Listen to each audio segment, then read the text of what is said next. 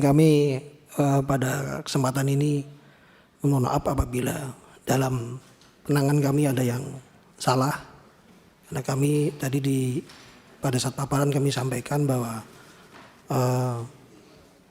apa yang dirasakan saudara Hoki itu sama sebenarnya yang kami rasakan, hanya kami pada saat itu hanya mau melihat kepastian hukum, ya. Namun rupanya penerapan pasalnya kami mungkin kurang tepat. Pada kesempatan ini kami mohon maaf kepada seluruh masyarakat Indonesia dan utamanya kepada Pak Yogi dan Ibu Arsita. Juga kiranya ada hal yang kami lakukan terkesan tidak manusiawi di publik, kepada publik semuanya. Percayalah, kami juga sama terkejutnya ketika banyak opini menyatakan kami melakukan penahanan terhadap tersangka.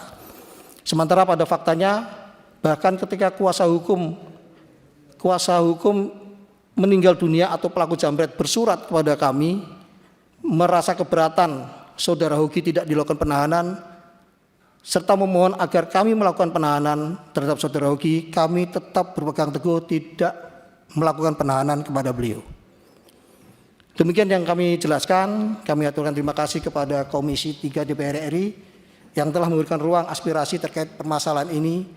Kami aturkan pula ucapan terima kasih kepada semua yang ada di sini, kepada netizen masyarakat Indonesia. Tentunya kami juga memohon maaf atas permasalahan ini sehingga menjadi perhatian publik. Pada kesempatan ini kami ulangi, kami mohon maaf. Kami akan bekerja sebaik mungkin dalam melaksanakan dan menyelesaikan perkara ini. Demikian kami akhiri. Wassalamualaikum warahmatullahi wabarakatuh. Waalaikumsalam. Jadi sebelum ke Pak Kajari, Pak, saya jadi semakin jelas gitu loh, bahwa sejak awal bermasalah. Ini kan nggak ada penganiayaan.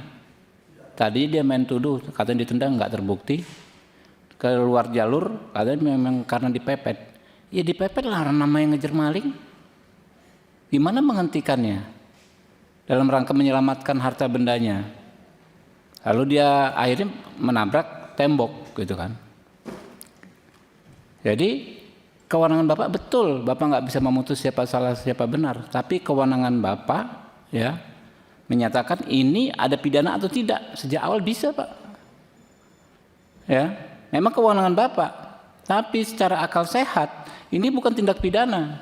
Mestinya sejak awal begitu. Ya, nggak apa-apa Pak. Nanti dijawab ya. Tapi kami di sini Pak, ya, Bapak punya kewenangan, kami punya kewenangan Pak. Ya, Bapak silakan menyerahkan kewenangan, tapi nanti kami juga punya kewenangan Pak. Silakan Pak Kajari.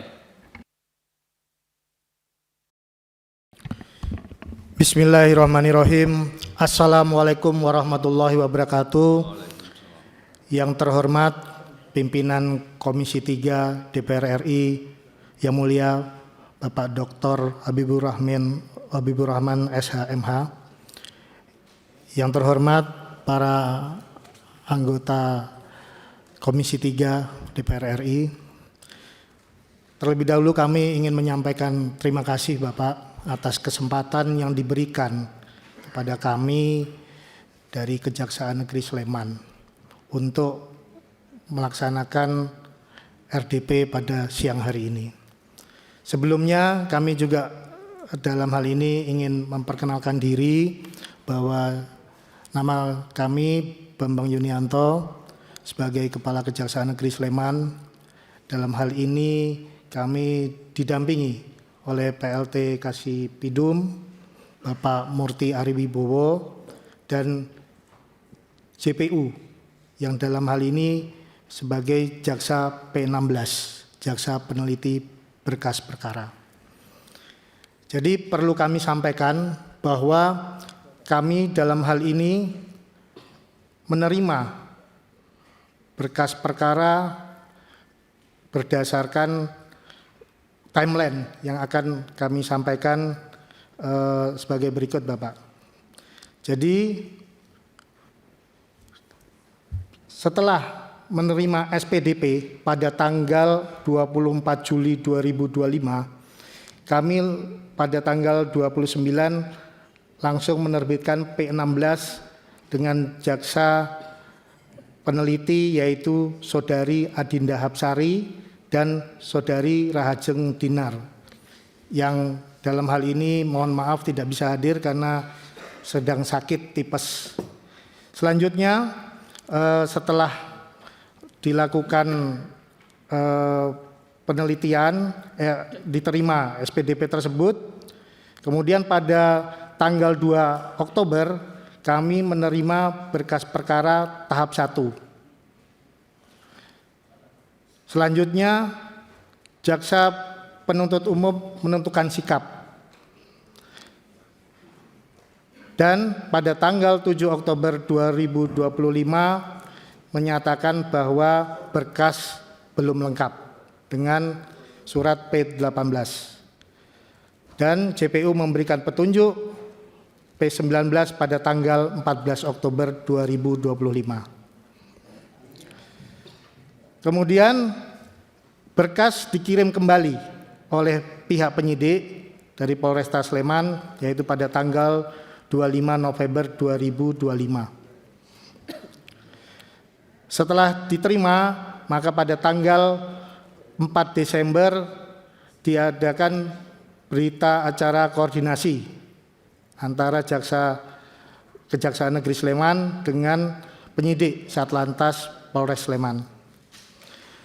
Selanjutnya pada tanggal 2 Januari JPU menentukan sikap dan menyatakan berkas telah lengkap atau P21. Untuk tahap 2-nya yaitu penyerahan tersangka dan barang bukti dilaksanakan pada tanggal 21 Januari 2026. Dengan melihat setelah melakukan tahap 2, maka penuntutan tanggung jawabnya ada di pihak kejaksaan. Kami pada tanggal 23 Januari 2026 kemudian menentukan sikap untuk penuntutan tersebut dengan melakukan RJ, Restoratif Justice. Itu. Kami berusaha untuk mencari dan menggali pihak-pihak tersebut, yaitu antara dalam hal ini keluarga yang menjadi korban dan keluarga yang menjadi tersangka. Akhirnya pada hari Sabtu tanggal 24 Januari 2026 dipertemukanlah kedua belah pihak secara komunikasi menggunakan telepon seluler.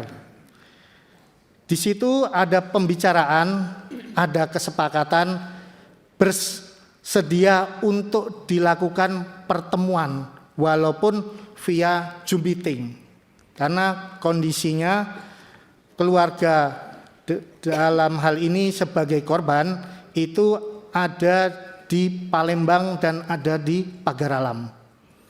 Makanya kami menindaklanjuti pada hari Senin tanggal 26 Januari, saya selaku Kajari bersama jaksa fasilitator melaksanakan penyelesaian perkara tersebut melalui mekanisme keadilan restoratif. Dapat kami sampaikan bahwa dalam prosesnya pertemuan di hari Senin tersebut dihadiri yaitu antara lain kami selaku Kepala Kejaksaan Negeri Sleman, kemudian PLT Kasipidum, Jaksa Penuntut Umum, kemudian ada perwakilan dari Satlantas Polresta Sleman, kemudian ada kuasa hukum dari pihak tersangka. Dan tersangka sendiri yaitu Saudara Hogi hadir didampingi oleh istrinya Ibu Arsita. Kemudian hadir pula tokoh-tokoh yaitu antara lain tokoh agama di lingkungan tempat tinggal Saudara Hogi dan tokoh masyarakat yang ada di lingkungan tersebut.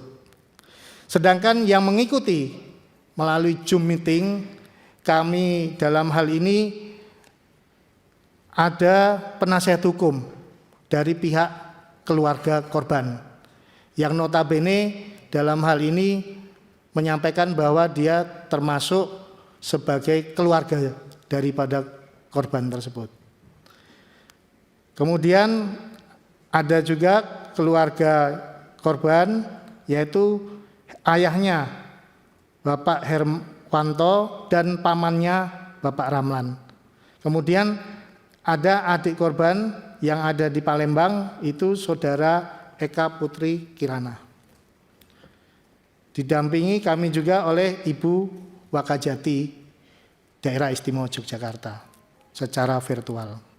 Setelah diadakan diskusi, diadakan saling mengungkapkan unek-unek, saling mengungkapkan isi hati antara para pihak, kemudian akhirnya para pihak memperoleh kesepakatan dalam pertemuan restoratif justice tersebut, yaitu yang pertama, tersangka beserta istrinya dan kedua belah pihak keluarga korban sudah saling memaafkan.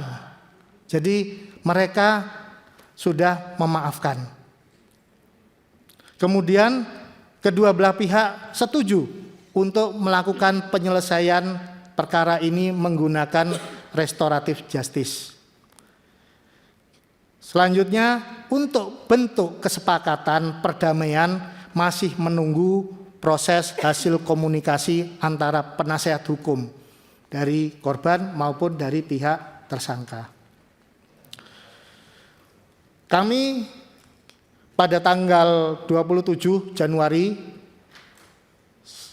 selanjutnya melakukan pertemuan kembali menggunakan media Zoom meeting antara penasihat hukum dari pihak tersangka Bapak Hogi, kemudian dengan penasihat hukum dari pihak keluarga korban, yaitu Bapak Misnan. Dari hasil virtual yang kita lakukan tersebut, akhirnya terjadi lagi kesepakatan bahwa para penasihat hukum ini akan melakukan pertemuan secara langsung. Jadi penasihat hukum Pak Misnan ini nanti akan datang ke Jogja untuk bertemu dengan Pak Teguh secara langsung pada hari Kamis tanggal 29 Januari 2026 bertempat di kantor Kejaksaan Negeri Sleman. Subscribe, share, like, and comment. Subscribe, share, like, and comment. Subscribe, share, like, and comment. Subscribe, share, like, and comment. Subscribe, share, like, and comment.